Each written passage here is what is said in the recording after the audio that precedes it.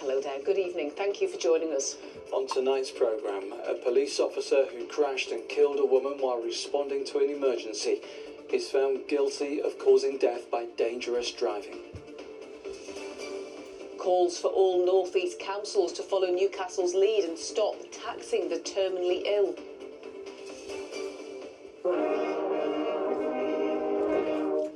Bold as brass, the Inspirational Rourke band with deaf musicians in the running for an award.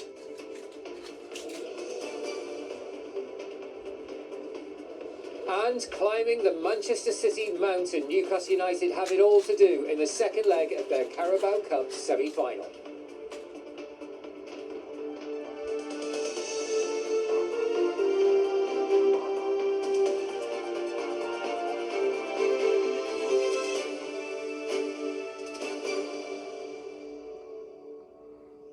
First tonight, a Northumbria police officer has been found guilty of causing death by dangerous driving after killing a 74-year-old woman while responding to an emergency call in Gateshead. Muriel Pinckney died after the motorbike she was riding on with her husband was struck by PC Mark Roberts, who had driven through a red light. Today, the 57-year-old was convicted.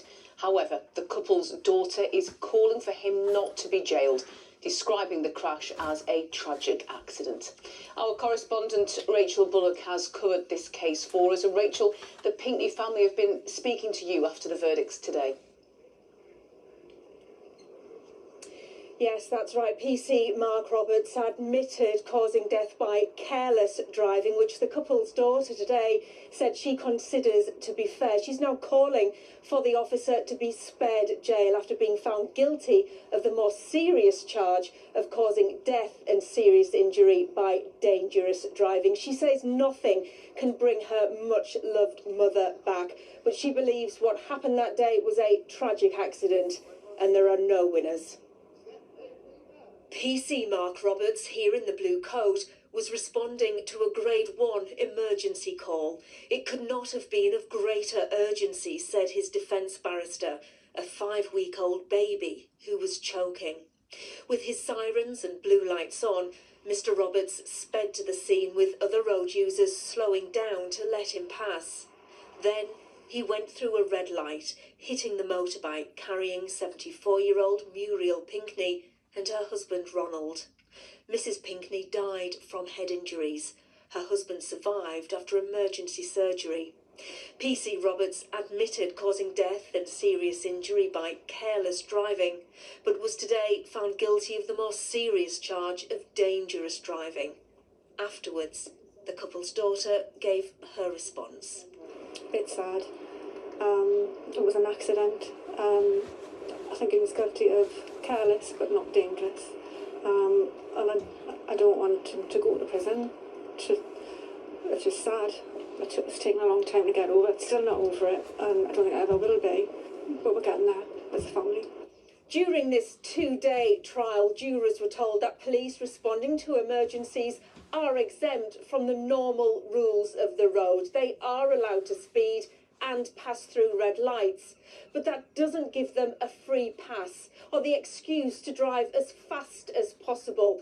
And even in emergencies, police are still held to the same standards expected from other drivers. And during training, they're taught the strict rule that no emergency is so great to justify the killing or the injury of another person. The prosecution said they fully agree that Mr Roberts had no intention of harming anybody that day, that his response was noble, trying to help a choking baby. But equally, road experts found that even if he had seen Mr and Mrs Pinckney's motorbike in time, he was going too fast to have stopped, hitting the couple at 25 miles an hour. And that, they said, amounts to dangerous driving. Today, the jury agreed. Well, it took the jury less than an hour to deliver those unanimous guilty verdicts. Mark Roberts appeared tearful as they were delivered. He's already expressed his sincere condolences to the Pinckney family for their loss. It was the police watchdog, the IOPC, who brought this prosecution against him today. They told us that they also agree that he never intended to harm anybody. However, his driving that day had fatal consequences and he must be held accountable.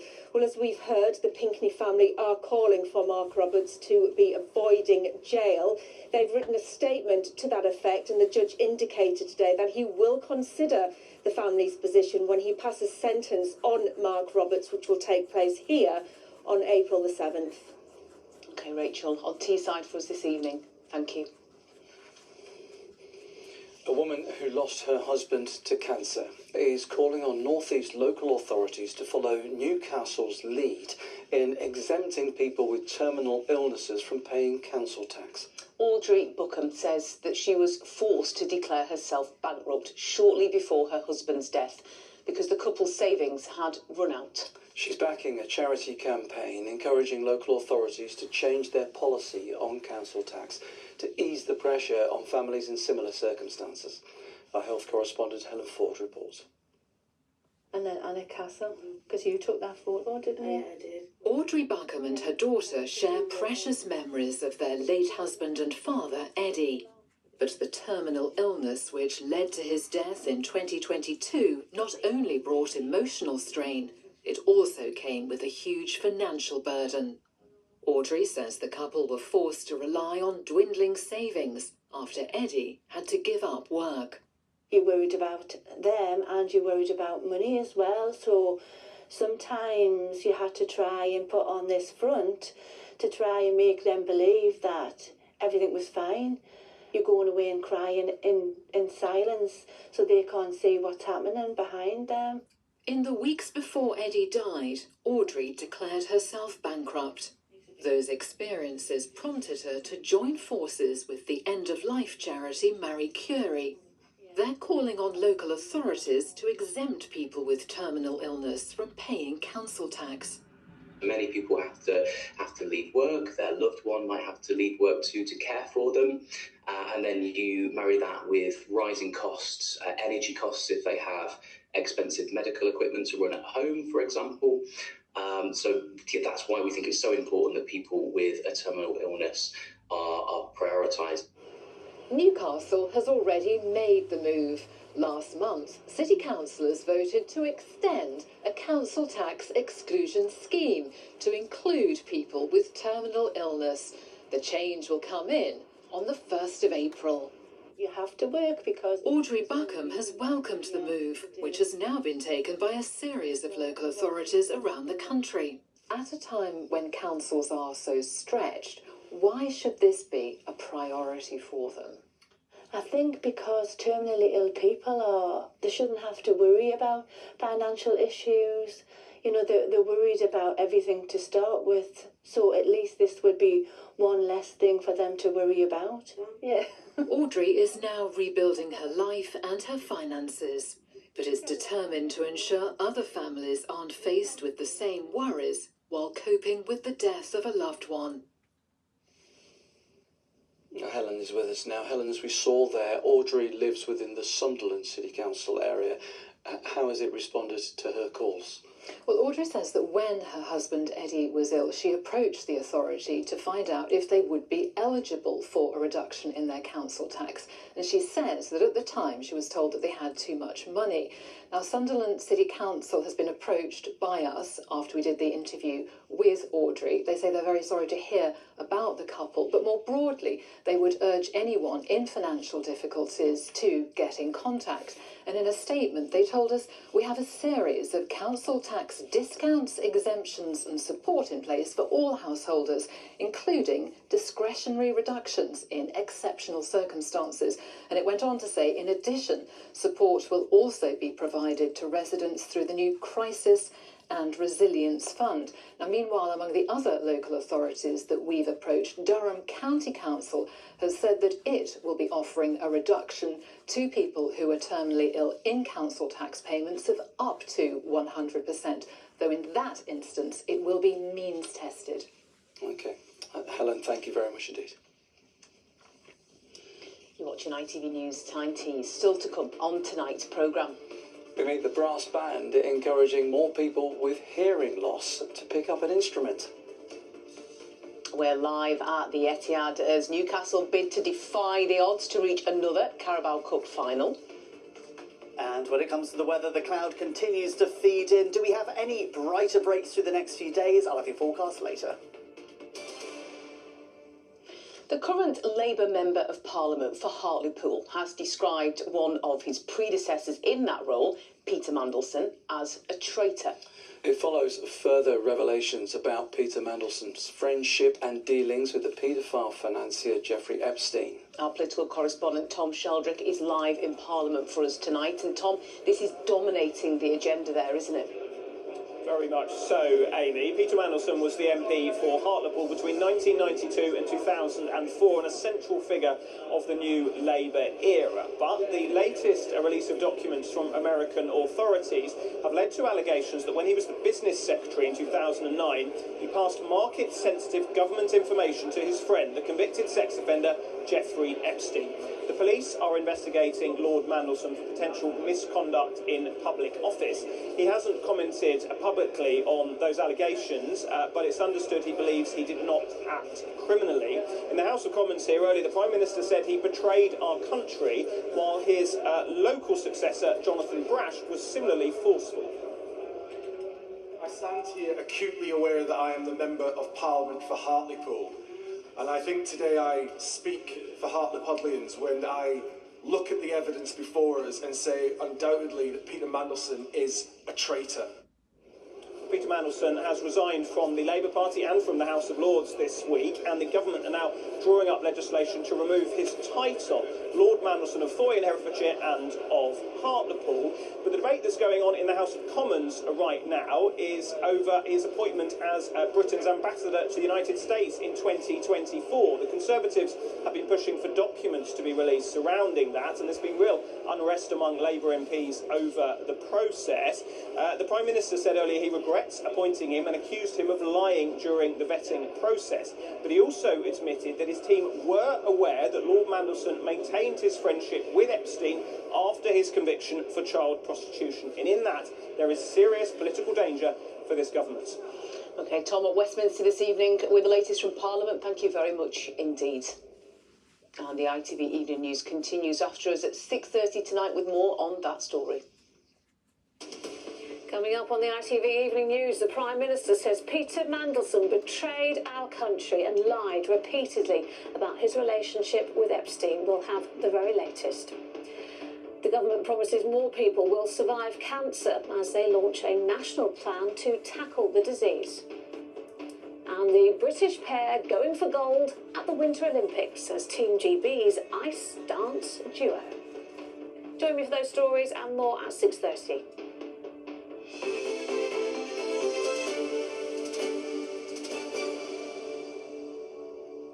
It's time for sport. Newcastle United's cup campaign is on thin ice, but they're not giving up on their defence of the Carabao Cup. The odds are stacked against them in the second leg of the semi-final tonight. They're away to Manchester City.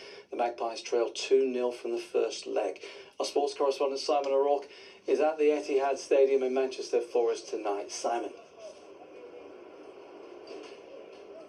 Yeah, there are mountains to climb, and then there's this, the Mount Everest of football mountains that Newcastle United will attempt to scale here tonight. This is not a happy hunting ground for the Magpies at the best of times, and tonight is not the best of times.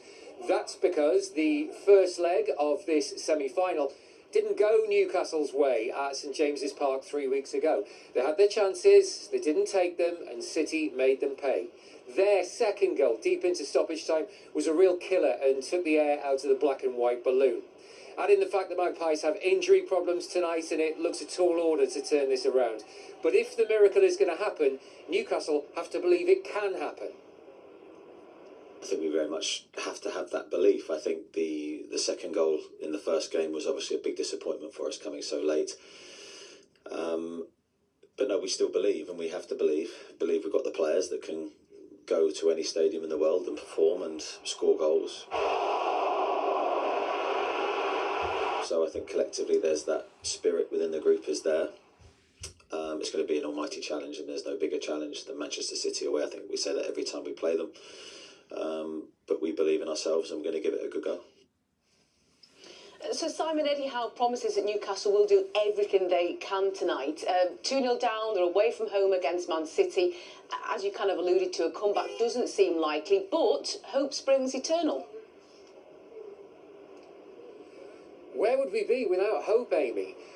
Look, they've lost home advantage. They're 2 goals down to a better team. Do not bet the mortgage on Newcastle United turning this around tonight.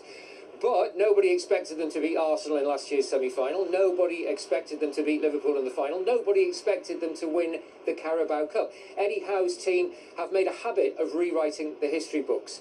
It's a long shot, but what a story it would be if they could do it again. They are going to have to rewrite the record books, though, because Newcastle United have a terrible record here against Manchester City. They've lost on their last 11 visits to the Etihad. But if you want something to cling on to, the Magpies did win here 2-0 in the League Cup in 2014. Alan Pardew was the manager, Rolando Aarons, remember him, and Moussa Sissoko scored the goals. Of course, even that would only earn Newcastle extra time. But Magpies fans have come here tonight because you never ever know, and as we've said, hope springs eternal. And indeed, Simon, where would we be without hope? Simon in Manchester for us this evening, thank you very much indeed. Now to the band, bringing music and young deaf people together in perfect harmony. The Shepherd Brass Band from York has been encouraging more deaf musicians to get involved in learning a brass instrument, bringing new talent to the stage. Now they and the man who brought them together are up for a Royal Philharmonic Society Award. Adam Fowler's been to one of their rehearsals.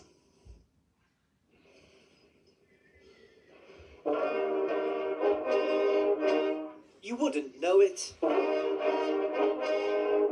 but several members of this band are either deaf or hearing impaired. Thanks to Sean Chandler, who's deaf himself, those children with hearing impairments have been encouraged not just to learn an instrument, but to play alongside those with no impairments at all. The only thing that's necessary for deaf children and young people to thrive, particularly as young musicians, is for the people around them to want them to do well. It's about having people who are sat next to them who are their friends. Certainly when I started learning, I didn't know if I was playing the right notes sometimes, or even now at the age of 37, I don't know if I'm playing the right notes really. But in the band that I play in the senior band, I have great people sat next to me who are really honest, time and space. If you can give that to a deaf child and let them know that it's okay to make mistakes, I think you'll go some way to helping them become musicians for sure. The initiative is called I Can Play with Brass Roots, and Sean's approach has had a dramatic impact on the young musicians, like 13-year-old cornet player Lexi. When I started, it was quite difficult, but as I've gone on, it's improved. Like, I've recently done my grade 1 and passed with a distinction, and I'm really proud of that. It's really good, and it inspires children to be the best they can be at brass. Bobby and Rose were both diagnosed as deaf at the newborn hearing screening.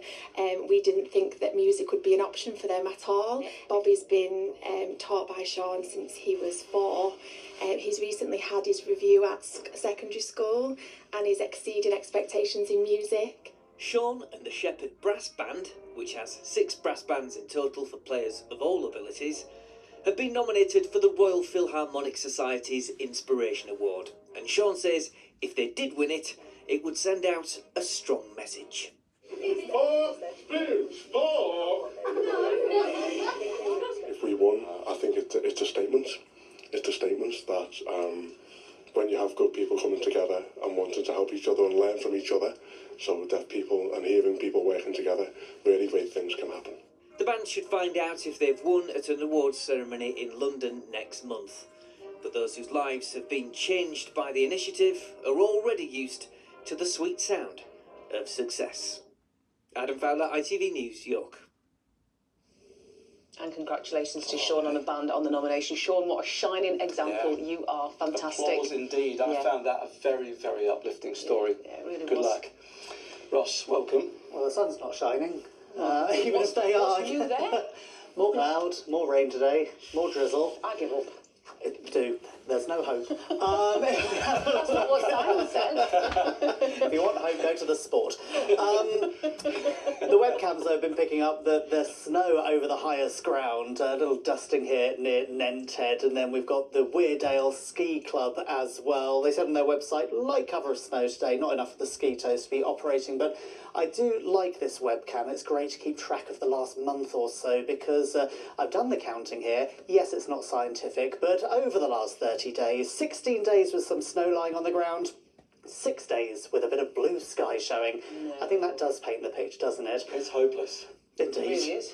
And here's more of that hopelessness. Here's your forecast. An icy start to the day will give way to a series of oohs and ahs.